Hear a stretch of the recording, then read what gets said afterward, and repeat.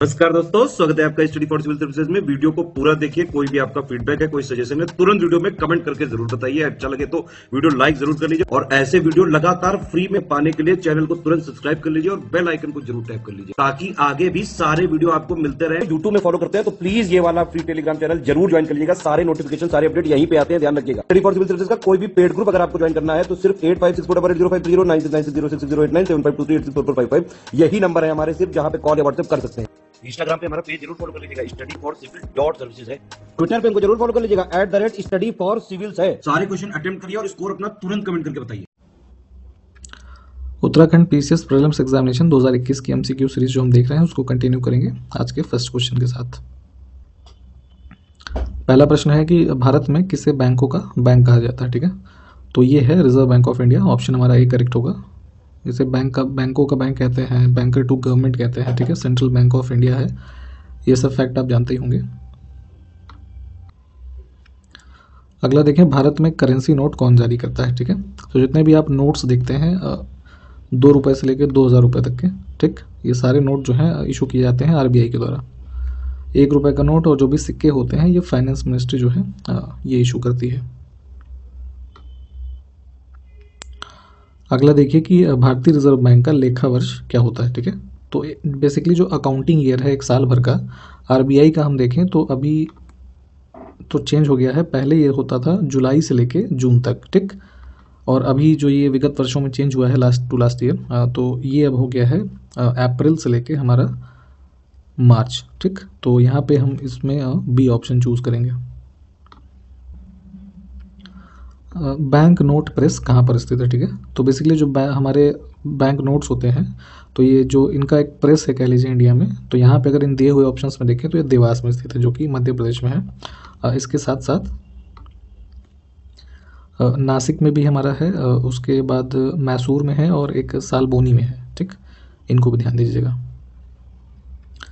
अगला है कि भारत में स्टॉक एक्सचेंजेस को कौन नियमन करता है या कौन रेगुलेट करता है। ठीक है, तो जैसे हमारा बॉम्बे स्टॉक एक्सचेंज है, शेयर मार्केट्स जैसे जो भी हैं तो ये सब रेगुलेट होते हैं सेबी के द्वारा। ठीक है, जो securities exchange board of India है। बी ऑप्शन करेक्ट हो जाएगा।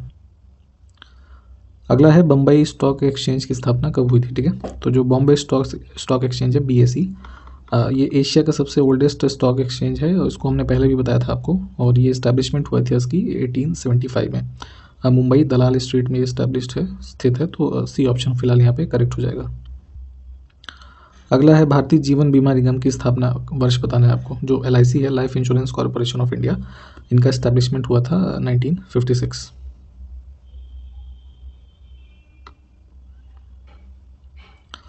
अगला है कि दलाल स्ट्रीट कहाँ पर स्थित है। तो अभी बताया आपको कि BSE जो हमारा सेंसेक्स है, ये स्टॉक एक्सचेंज, ये दलाल स्ट्रीट पे ही है और ये है मुंबई महाराष्ट्र में। अगला देखें कि नाबार्ड की स्थापना कब हुई थी। ठीक है, तो जो हमारा national bank for agriculture and rural development है, जिसको कि आप नाबार्ड के नाम से जानते हैं, इसकी स्टैब्लिशमेंट हुई थी 12 जुलाई 1982 को। ठीक, बाई एक्ट ऑफ पार्लियामेंट। और इसका बेसिकली जो मैंडेट था या पर्पस था तो ये था कि जो एक क्रेडिट है for the purpose of development of agriculture और small scale industries, cottage and village industries, इन सबको प्रोवाइड करने के लिए। तो डी ऑप्शन जो है इसको चूज करेंगे यहाँ पे। अगला देखें कि कुल जनसंख्या द्वारा विभाजित कुल सकल राष्ट्रीय उत्पाद को अर्थशास्त्र में निम्न में से किसके रूप में जाना जाता है। ठीक, तो बेसिकली ये पर कैपिटा इनकम जो हमारी होती है प्रति व्यक्ति आय, इसकी परिभाषा ही यही है कि जैसे कि जो हमारा GDP है कह लीजिए, है ना, उसको डिवाइड कर दीजिए आप टोटल पॉपुलेशन से, तो यहाँ से आपका पर कैपिटा इनकम जो है ये आएगा। अगला देखें कि direct tax code in India is related to which of the following. तो प्रत्यक्ष कर संहिता बेसिकली हमारा जो इनकम टैक्स होता है इससे संबंधित है। अगला देखें कि what is the full form of GNI। ठीक है, तो GNI बेसिकली हमारा होता है ग्रॉस नेशनल इनकम। ठीक, बी ऑप्शन करेक्ट हो जाएगा। और इसको कैलकुलेट कैसे कर सकते हैं, तो जैसे कि जो हमारी GDP है ना, GDP में आप जो भी हमारी फॉरेन से इनकम आ रही है ना, फॉरेन सोर्सेज से, उसको ऐड करके हम यहाँ पे इसको कैलकुलेट कर सकते हैं। अगला देखें, निम्न में से किसने केंद्रीय बजट को अधिकतम बार प्रस्तुत किया। ठीक, तो जो हमारा यूनियन बजट आता है तो यहाँ पे 1962 से 69 के बीच में सबसे ज़्यादा रिकॉर्ड होल्ड करते हैं मोरारजी देसाई। ठीक है, इन्होंने 10 बार यूनियन बजट जो है पेश किया था। उसके बाद पी चिदम्बरम का नंबर आ जाता है। अगला है, कौन सा महाद्वीप नई दुनिया के नाम से जाना जाता है। Which continent is known as new world. तो एज अ फैक्ट ये नॉर्दर्न अमेरिका को न्यू वर्ल्ड के नाम से जानते हैं। अगला है, किस महाद्वीप को अंध महाद्वीप के नाम से आता है। Dark continent. ठीक है, तो ये होता है अपना Africa. Dark continent option A correct हो जाएगा। अगला देखें, कौन सा महाद्वीप पूर्णतः हिमाच्छादित है। ठीक है, तो बेसिकली जो स्नो कवर्ड है पूरी तरीके से, साउदर्न पोल का हिस्सा आप देखें तो जो अंटार्कटिका का रीजन है, ठीक है, तो ये पूरी तरीके से बर्फ से ढका हुआ है। अगला देखें, किस महाद्वीप से होकर कर्क रेखा, विषुवत एवं मकर तीनों रेखाएं गुजरती हैं। ठीक है, तो ये एक ही कॉन्टिनेंट है अफ्रीका। इसमें आप देखेंगे तो यहाँ बीच में इक्वेटर है 0 डिग्री पे, फिर ट्रॉपिक ऑफ कैंसर है 23.5 डिग्री, फिर नीचे इधर कैप्रिकॉन भी है 23.5 डिग्री, तो तीनों ही पास होती हैं। अगला देखें, स्काई ड्राइव निम्न में से किस कंपनी की क्लाउड कंप्यूटिंग सेवा का नाम है। ठीक, तो बेसिकली कुछ क्लाउड स्टोरेजेस कुछ कंपनी जो हैं हमारी आज की डेट में वो ऑफ़र करती हैं। जैसे कि आपके फ़ोन में मान लीजिए स्टोरेज नहीं है या किसी कंप्यूटर डिवाइस में डेटा कम है, तो कुछ नंबर ऑफ़ गीगाबाइट्स का स्टोरेज आपको ये कंपनीज प्रोवाइड करती हैं, जैसे गूगल है ना, फिर माइक्रोसॉफ्ट, एप्पल, ये सब तमाम कंपनियाँ जो हैं। तो जैसे गूगल का जो हार्ड ड्राइव सॉरी का क्लाउड कंप्यूटिंग है उसको ड्राइव के नाम से जानते हैं, माइक्रोसॉफ्ट का जो है वो स्काई ड्राइव के नाम से है। ठीक, तो यहाँ से सी ऑप्शन करेक्ट हो जाएगा। अगला है, निम्न में से किस डिवाइस का उपयोग फ़ोन लाइन पर डिजिटल डेटा भेजने के लिए किया जाता है। ठीक है, तो पहले यूज़ होता था ये फ़ोन लाइन्स के ऊपर जो डिजिटल डेटा सेंड होते थे, यहाँ पे मॉडेम का यूज़ करते थे। ठीक है, डोंगल एक होता था, आपने देखा होगा।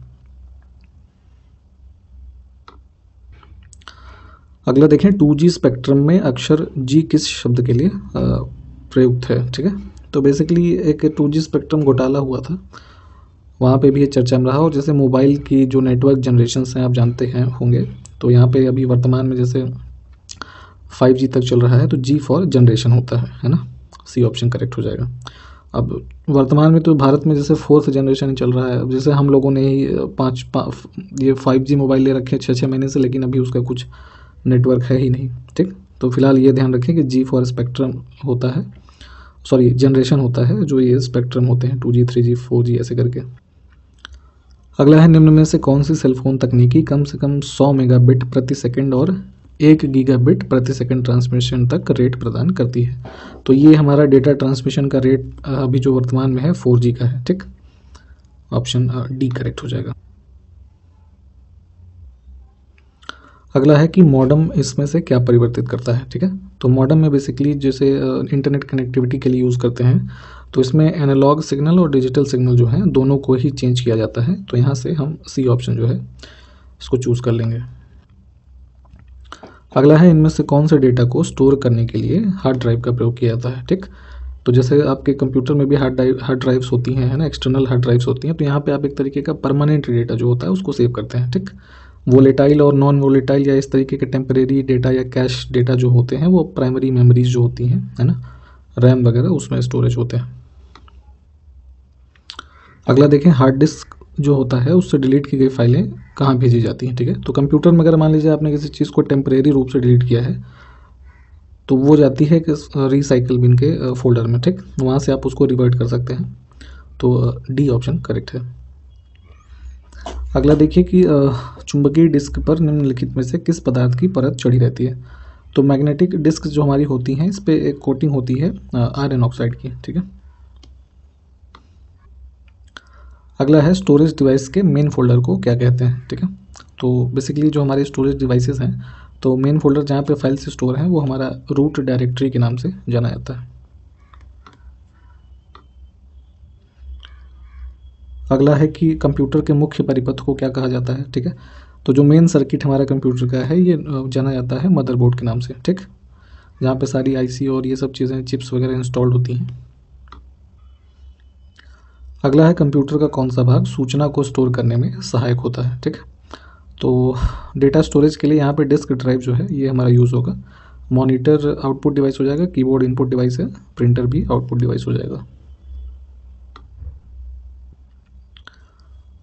अगला है जो डिवाइसेस इंफॉर्मेशन स्टोर करती हैं और कंप्यूटर कार्य करने के लिए जिनका प्रयोग करता है उन्हें क्या कहा जाता है, ठीक है। तो ये होता है हमारा स्टोरेज डिवाइसेस, ठीक। डी ऑप्शन करेक्ट हो जाएगा।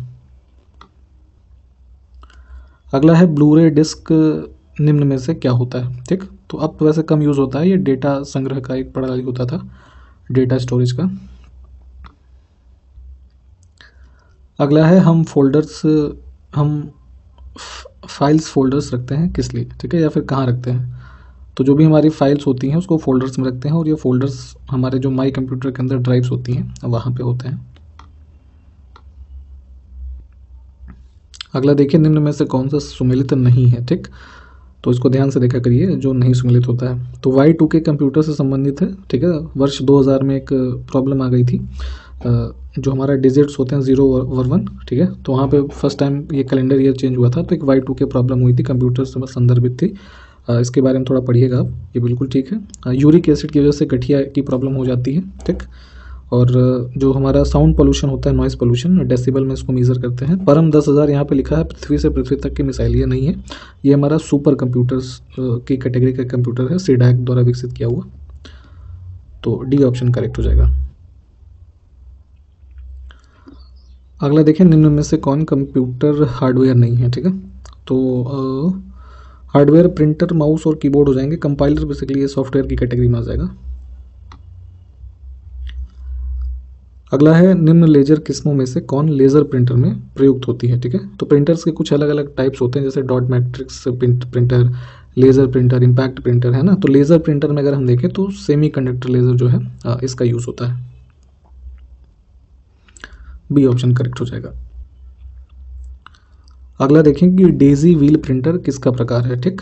तो ये इम्पैक्ट प्रिंटर का बेसिकली एग्जांपल होता है, जिसमें कि ऐसे समझिए कि कुछ नीडल्स हैं इंक रिबन की, जो पेपर पे उसको मार्क किया जाता है, जिसकी वजह से उस पर प्रिंटिंग होती है। जैसे अगर आपने टाइप राइटर देखा हो, तो जो प्रिंसिपल उस पर यूज़ होता है, जिस वजह से उस पर प्रिंटिंग होती है, ऑलमोस्ट ये वही वाला टेक्नोलॉजी इसमें है, इम्पैक्ट प्रिंटर। तो डी ऑप्शन करेक्ट हो जाएगा। अगला है कि लिखित प्रोग्राम जिसके कारण कंप्यूटर वांछित तरीके से कार्य करते हैं क्या कहलाता है, ठीक है। तो बेसिकली जो शॉर्ट प्रोग्राम्स होते हैं, प्रोग्रामिंग लैंग्वेजेस का यूज़ करके कुछ उसमें जो हम इंस्ट्रक्शंस और कमांड्स देते हैं, तो इनके एक ग्रुप ऑफ कह लीजिए प्रोग्राम्स को सॉफ्टवेयर के नाम से जानते हैं, जो कि हमारा हेल्प करते हैं कंप्यूटर को एक डिज़ायर्ड मैनर में वर्क करने के लिए, ठीक। तो यहाँ से सी ऑप्शन करेक्ट हो जाएगा। अगला एक शॉर्ट फॉर्म है, IRC का मतलब क्या होता है, ठीक है। तो ये होता है इंटरनेट रिले चैट। अगला देखिए, वह युक्ति जिसके द्वारा आंकड़ों को टेलीफोन के माध्यम से बाइनरी सिग्नलों की सहायता से भेजा जाता है क्या कहलाता है, ठीक। तो अभी बताया गया था आपको, ये मॉडेम्स का यूज़ होता है इसमें। अगला एक टर्म है कि इंडेक्स होल किससे संबंधित है। तो जो फ्लॉपी डिस्क होती थी, है ना, इंडेक्स होल का संबंध इससे है। बी ऑप्शन करेक्ट हो जाएगा। कंप्यूटर की प्रयुक्त माउस की बॉडी लगभग 40 वर्ष पूर्व बनाई गई थी, तो उस समय यह किससे बना हुआ था, ठीक है। तो अभी तो जैसे कि आप प्लास्टिक और इस सब तरीके के फाइबर के मटेरियल के माउसेस देखते हैं, तो जब इनिशियली इसका कह लीजिए एक तरीके से मॉडल बनाया गया, तो ये वुड का बना था, यानी कि लकड़ी का। तो डी ऑप्शन जो होगा करेक्ट हो जाएगा हमारा। अगला है, निम्न में से कौन सा प्रिंटर सामान्यतः काफ़ी शोर करता है, ठीक है। तो नॉइस इसमें होता है हमारे जो डॉट मैट्रिक्स प्रिंटर है ना, जो कि इम्पैक्ट प्रिंटर का एग्जाम्पल होते हैं। तो इस वजह से इनमें बहुत आवाज़ आती है, ये ऑप्शन करेक्ट हो जाएगा। अगला है कि कंप्यूटर की घड़ी की गति का मापक क्या है, ठीक है। तो measure of clock speed of computer जो होता है हमारा मेगाहर्ट्ज़ और गीगाहर्ट्ज़ होता है। बी ऑप्शन करेक्ट होगा। अगला देखें, ई कॉमर्स में ई निम्नलिखित में से किसके लिए आता है, ठीक। तो जैसे ई कॉमर्स कंपनीज आप देखते हैं आज की डेट में, अमेज़ॉन, फ्लिपकार्ट, है ना, मिंत्रा, ये सब। तो इसमें क्या हो रहा है कि बिजनेस का मॉडल जो है वो इलेक्ट्रॉनिक मीन्स के थ्रू हो रहा है ना, ऑनलाइन हो रहा है। तो यहाँ पे ई का मतलब इलेक्ट्रॉनिक होता है।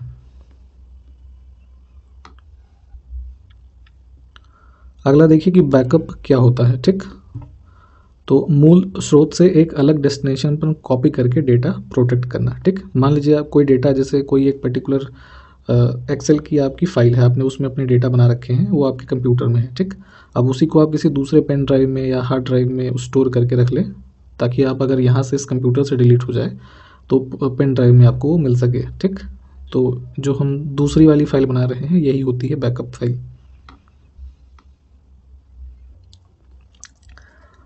अगला देखिए, केंद्रीय बजट पेश करने वाले पहले प्रधानमंत्री कौन थे। ठीक, तो यहाँ पे जो हमारा 1958 से 59 का सेशन था, यहाँ पे बजट पेश किया गया था जवाहरलाल नेहरू जी के द्वारा फर्स्ट टाइम। उस टाइम पे ये फाइनेंस मिनिस्टर भी थे, और इनके साथ साथ जो हमारा इंदिरा गांधी, राजीव गांधी भी ऐसे प्रधानमंत्री रहे जिन्होंने बजट पेश किया है। अगला प्रश्न है कि सबसे छोटा बजट भाषण का रिकॉर्ड तत्कालीन वित्त मंत्री हीरू भाई मूलजी भाई पटेल के नाम दर्ज है। तो इन्होंने ये बजट भाषण दिया था 1977 में, जिसमें कि इस स्पीच में अराउंड 800 शब्द ही शामिल थे। तो यहाँ से सी ऑप्शन करेक्ट हो जाएगा। अगला देखिए कि बजट भाषण में सर्वाधिक शब्द बतौर वित्त मंत्री पूर्व प्रधानमंत्री मनमोहन सिंह के 1991 के बजट में दिए गए थे। तो अब यहाँ पे नंबर ऑफ वर्ड्स की संख्या आपसे पूछी जा रही है, तो ईयर भी ध्यान दीजिएगा, 1991 था, और इसमें शब्द हमारे थे ऑलमोस्ट 18,650। तो सी ऑप्शन करेक्ट हो जाएगा।